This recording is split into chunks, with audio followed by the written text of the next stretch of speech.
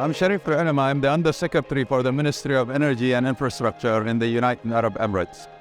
This is my first time to attend the World Hydrogen Summit, and I must say I am very pleased to be over here.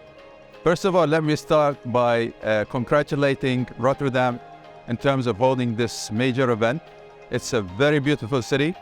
The weather has been amazing. And more importantly, this summit actually gathers all the decision makers under the same roof.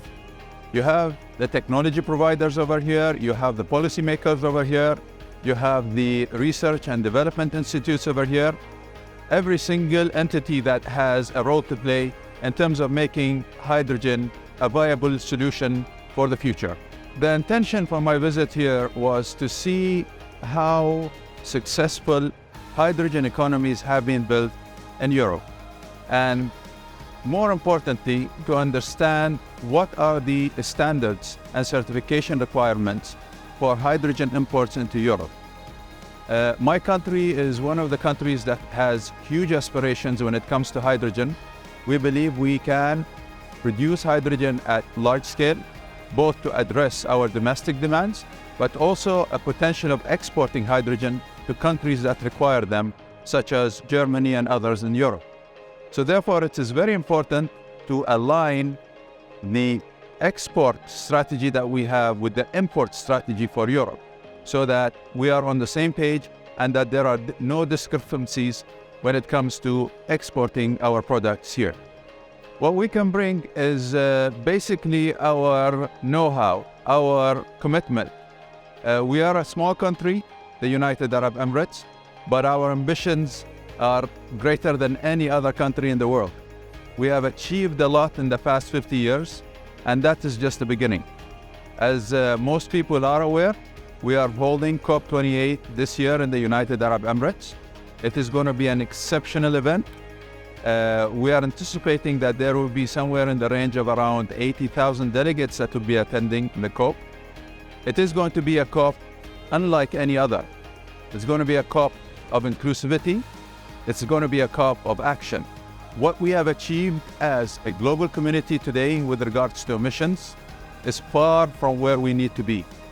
In order to achieve the 1.5 degree by the year 2050, there is a lot of work we need to do. Simply saying, by the year 2030, we require to reduce emissions by 43%. That is a task that is huge. And in order to do that, these kind of summits are the baseline where we can actually build from. You have everybody who's involved in the same place, and we collectively have to partner up in order to make this target achievable. My main message to the audience is climate change is not a problem related to a specific region or a specific country. It's a threat to the entire mankind. What that requires is we all collaborate, we all work with the same drive, with the same agenda, in order to come up with viable, affordable, and sustainable solutions. The dilemma that governments face today is the energy trilemma. Includes affordability, security, and sustainability. And the problem usually governments face is how do they balance between the three? In brief, my opinion is all three are required and all three are important. There is no one solution. There is no one silver bullet. The energy that required to build the economies of the future is going to be an energy mix. It will consist of hydrogen. It will consist of renewables. It will consist of nuclear.